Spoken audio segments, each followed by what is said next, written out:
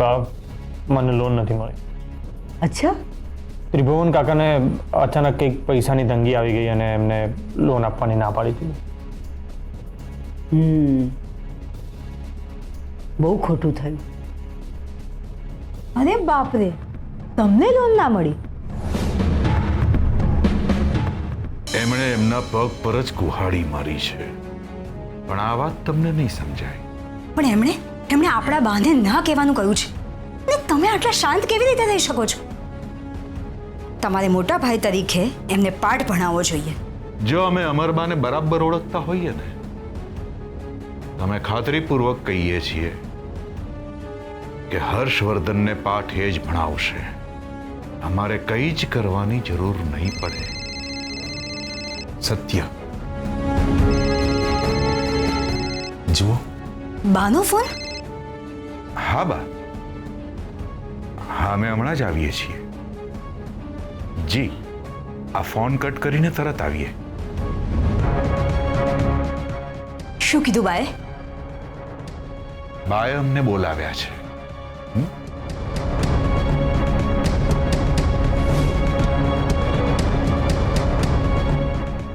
અમે આવીએ.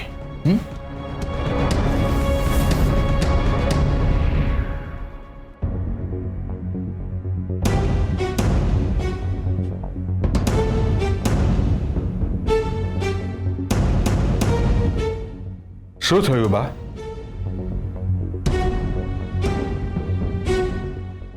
દરવાજો બંધ કરી દો. જી.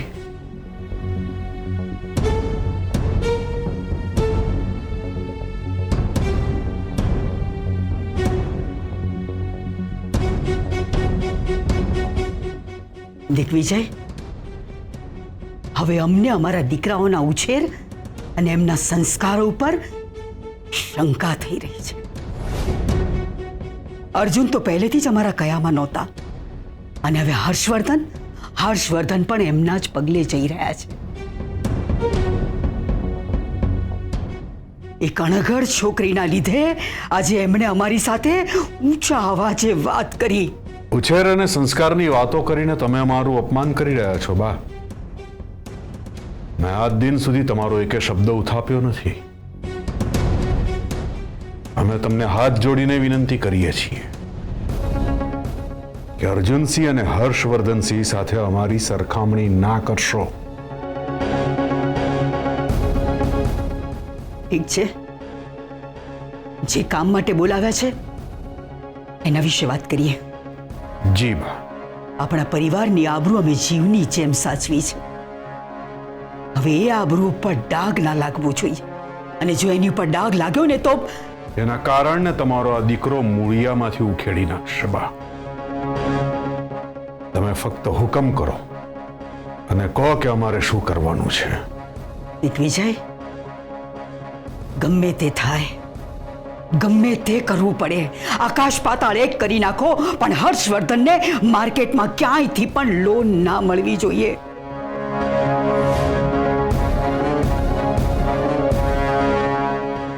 બહુ લાડ લડાવ્યા દીકરાને, જરા વધારે પડતા લડાવ્યા. પોતાના દીકરાને હવે પાઠ ભણાવવો જ પડશે. એમને જ્યારે ક્યાંયથી લોન નહીં મળે ને ત્યારે આપણા પરિવારનું મહત્વ સમજાશે.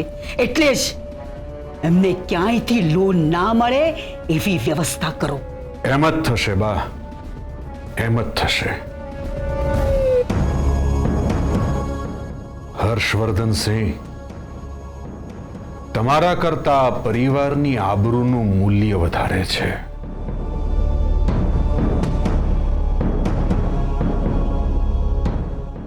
જય સોમનાથ બા. જય સોમનાથ.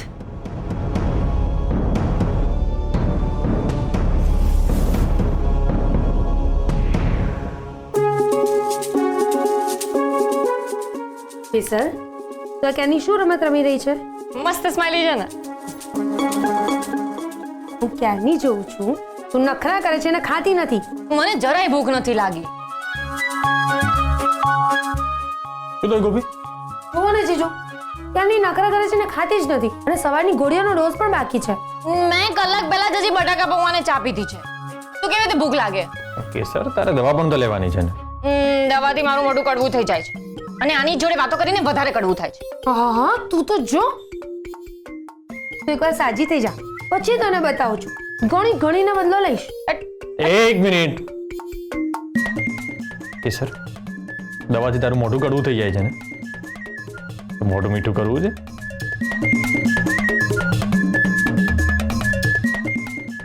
જીજુ હું બહાર જાઉં. એ ગોપી તું કંઈ પણ મતલબ ના કાઢવાનો મારો એ અર્થ નહોતો એનો. ફોજદાર પકડાઈ ગયા. અરે એ તારા માટે જલેબી લાવ્યો છે એની વાત કરું છું. મને ખબર છે તમે લોકો જલેબી કેવી રીતે ખાવ છો એટલે મારે બહાર તો જવું જ જોઈએ. અને એ પણ કહી દીધું. હા એટલે મારી બ્યુટી ક્વીન છે તો હવે આમ એટલે થોડું આમ શું તમે ભણો. જીજુ તમે કેસરનું મોઢું મીઠું કરાવો. હા હું જાઉં છું.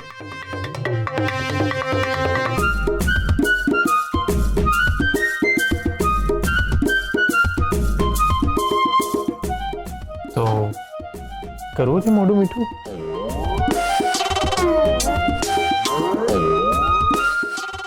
જાઓ ને એથી.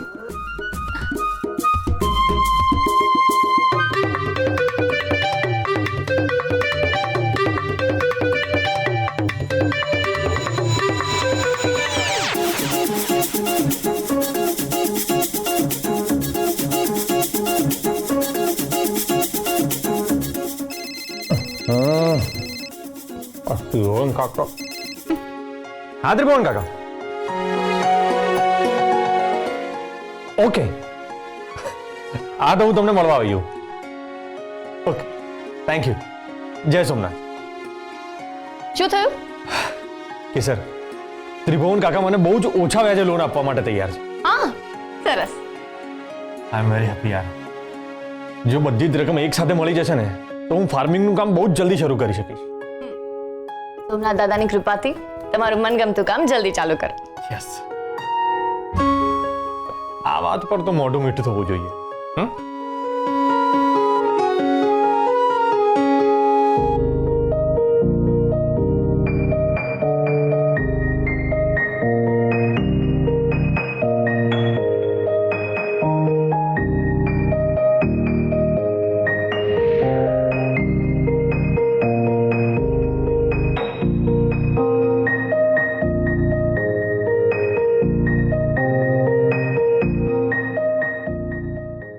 બા ભટ્ટ સાહેબે આપણી ફાઇલ દબાવીને રાખી હતી.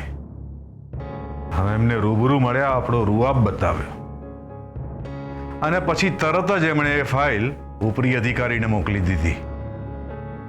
હવે આપણા નવા કારખાનાનું કામ બહુ જલ્દી શરૂ થઈ જશે.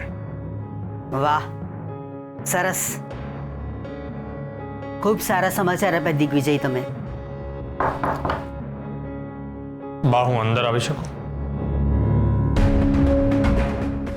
બા હર્ષવર્ધનસિંહ અંદર આવવાની પરવાનગી માંગે છે.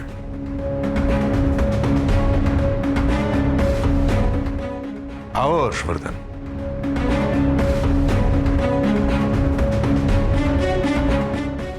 બેસો.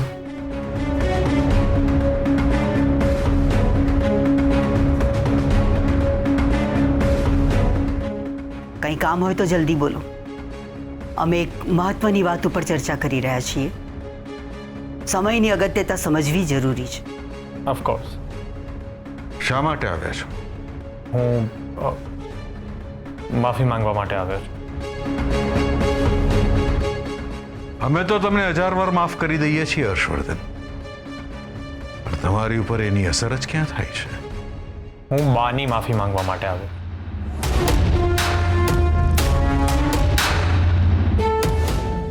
બા મારી ભૂલ થઈ ગઈ. મારે તમારી સાથે ઊંચા અવાજે વાત નહોતી કરવી જોઈએ. પણ બા મને મારો મુદ્દો જરાય ખોટો નથી લાગી રહ્યો. વાહ, બા પોતાનો મુદ્દો ખોટો નથી લાગતો તો પણ આવીને માફી માંગે છે, એટલે બધું ટેકન ફોર ગ્રાન્ટેડ લઈ રહ્યા છે. હર્ષવર્ધન દર વખતે પોતાની મર્યાદા ઓળંગશે, અને પછી તમારી પાસે આવીને આમ ભાવુક થઈને માફી માંગશે. હું બા સાથે વાત કરી શકું મોટાભાઈ? પ્લીઝ. એ બોલશે. અમારા પછી આ ઘર, અમારો બિઝનેસ, અમારી પ્રોપર્ટી, જે કંઈ પણ હોય એ બધું તમારા મોટા ભાઈ સંભાળશે. એટલે તમારા મોટા ભાઈને કહેવાનો પૂરેપૂરો અધિકાર છે. તમારે સાંભળવું હોય તો બેસો, નહીં તો તમે જઈ શકો છો. ખોટા માફી માંગવાના નાટક અમારી સામે ના કરશો. માફી સિવાયની બીજી કોઈ પણ વાત કરવી હોય તો કરી શકો છો. બાપ, મારે બીજી વાત એ કરવી છે કે ત્રિભુવન કાકા મને બહુ જ ઓછા દરે લોન આપવા માટે તૈયાર છે, અને એનાથી હું પોતાનો બિઝનેસ શરૂ કરવા માંગુ છું. હું ઓર્ગેનિક ફાર્મિંગ કરવા માંગુ છું. તો બાપ, મને આશીર્વાદ આપો. બા,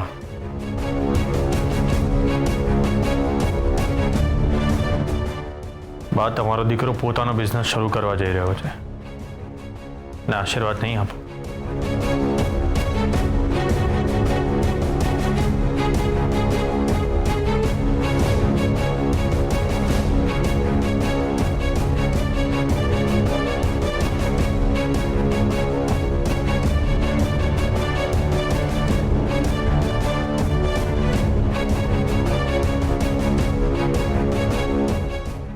દિગ્વિજય,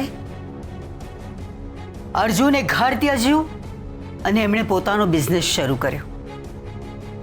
હર્ષવર્ધન પણ પોતાનો નવો બિઝનેસ શરૂ કરવા માંગે છે, પણ નસીબ છે કે એમણે ઘર નથી ત્યજ્યું.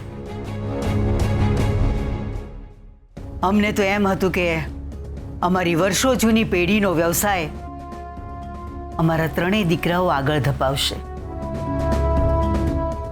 પણ બે દીકરાઓએ તો અમારી મહેનત ઉપર પાણી ફેરવી નાખ્યું. ઉપરથી હર્ષવર્ધન અમારા આશીર્વાદ માંગી રહ્યા છે. What an irony for mother. હશે,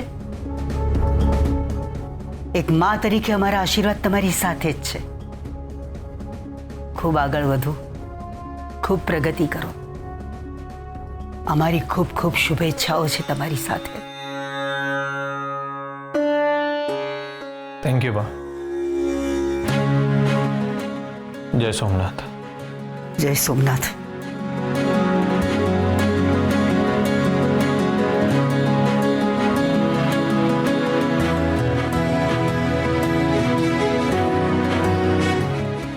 દિગ્વિજય, એક મા તરીકેની ફરજ અમે બજાવી દીધી, પણ આ પરિવારના મોભી તરીકે ફરજ બજાવવાનો સમય હવે આવી ગયો છે. તમને ખબર છે કે તમારે આગળ શું કરવાનું છે? જી બા.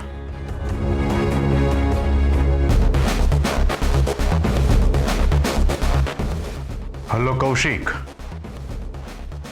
હા, એ બધું પછી પહેલા તમે અમારી વાત ધ્યાનથી સાંભળો. તમારા સસરા હર્ષવર્ધનસિંહને ઓછા વ્યાજે લોન આપવાના છે. ના, એમને એ લોન કોઈ પણ સંજોગોમાં ના મળવી જોઈએ. બાકીની વાતો આપણે પછી કરીશું.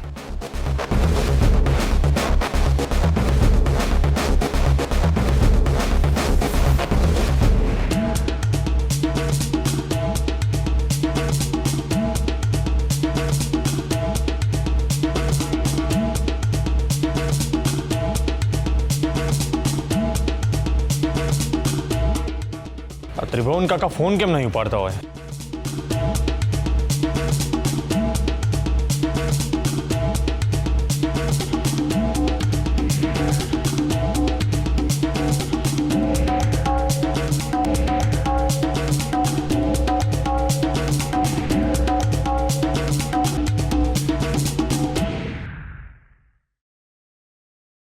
પહેલા તો ત્રિભુવન અંકલની ઓફિસે ગયો તો ત્યાં કલાક બેસી રહ્યો, પણ આવ્યા જ નહીં. પછી મેં એમને ફોન કર્યો તો ફોન ના ઉપાડ્યો. પછી મેં થોડી વાર રહીને ફરીથી ફોન કર્યો તો ફરી ફોન ના ઉપાડ્યો. કેસર મેં એમને 8 થી 10 કોલ કર્યા, પણ ફોન જ ના ઉપાડે. પછી માંડ એમને એક કોલ રિસીવ કર્યો. ત્યારે મેં એમને કહ્યું કે હું તમને મળવા માટે તમારી ઓફિસે આવ્યો છું પેલી લોન માટે. તો મને કહેવા લાગ્યા કે સોરી હર્ષવર્ધનભાઈ, અત્યારે લોનનું સેટિંગ નહીં થઈ શકે, પૈસાની તંગી આવી ગઈ.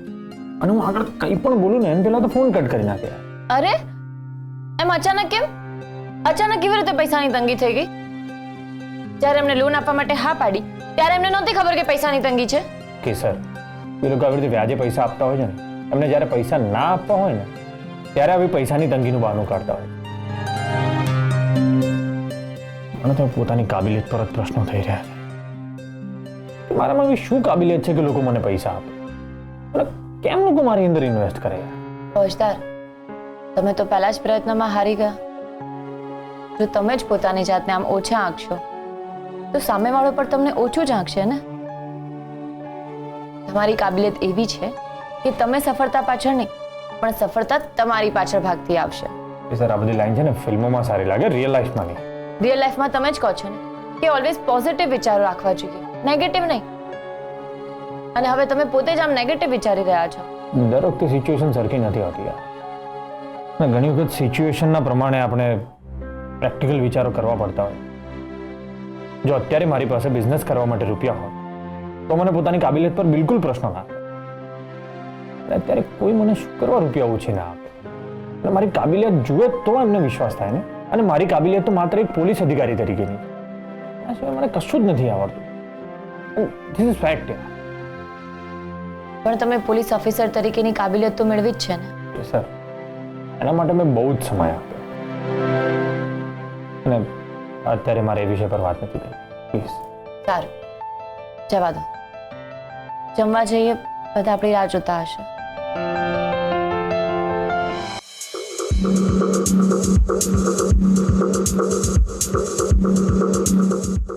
જય સોમનાથ સાસુમાં. જય સોમનાથ. જય સોમનાથ. જય સોમનાથ. અમે તમારી જ રાહ જોઈ રહ્યા હતા. બેસો. આજે તમે બપોરે બરાબર જમ્યા પણ નહોતા?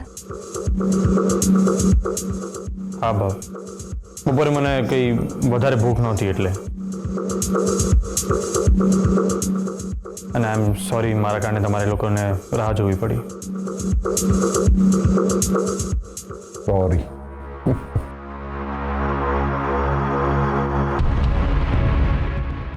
બા, આજકાલ હર્ષવર્ધને હાલતા ચાલતા સોરી કહેવું પડે છે. દિગ્વિજય, શાંત. એમને શાંતિથી જમી લેવા દો. બસ.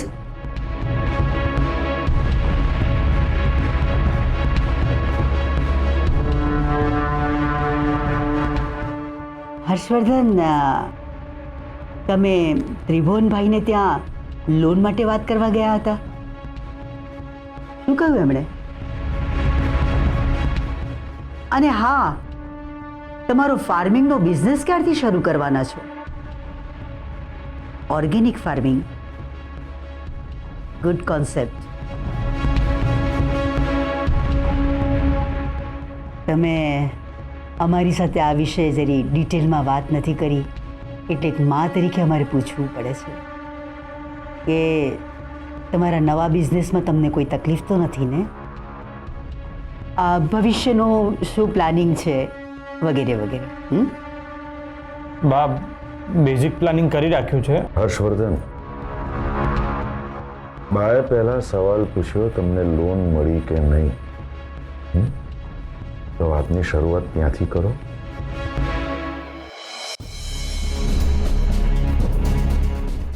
બા, મને લોન નથી મળી. અચ્છા? ત્રિભુવન કાકાને અચાનક કંઈક પૈસાની તંગી આવી ગઈ અને એમને લોન આપવાની ના પાડી દીધી. બહુ ખોટું થયું. અરે બાપરે, તમને લોન ના મળી? હા, તો એવું થયું ને કે ઘી પણ ઢોળાઈ ગયું અને તેલ પણ ઢોળાઈ ગયું. આમ પણ તમે તો પ્રોપર્ટીને લાત મારી જ દીધી છે. આઈ મીન, તમે તો પ્રોપર્ટીમાં ભાગ નથી જોઈતો એવું જાહેર કર્યું છે ને. અને ગામવાળા પણ તમને લોન નહીં આપે તો તમે શું કરશો? તમે આપણા ફાર્મમાં ફાર્મિંગ કરશો?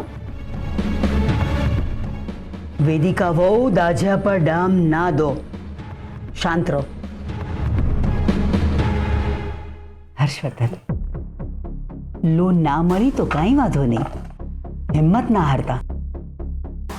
It's a part of life. જીવનમાં આવી બધી પરિસ્થિતિ તો આવતી જ રહેવાની. એની સામે કેમ ટકી રહેવું, કેવી રીતે લડવું, આ એક યોદ્ધાની નિશાની છે. તમારે અમારી કોઈ મદદની જરૂર નથી. તમારે એકલાય બિઝનેસ ઊભો કરવો છે. Good. I appreciate. Thank you બા.